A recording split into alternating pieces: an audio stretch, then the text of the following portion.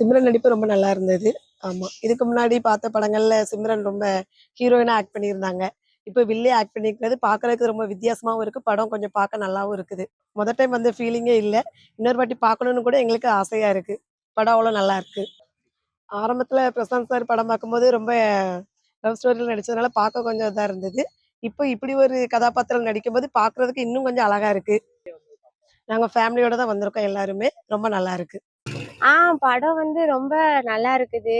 அந்தகன் படம்னா, நான் வந்து இன்னைக்கு தான் ஃபர்ஸ்ட் டைம் பார்க்க வந்தேன். இது வந்து எனக்கு பார்த்துக்கிட்டே இருக்கணும் போல இருந்துச்சு. அவ்ளோ நல்லா இருந்துச்சு மூவி.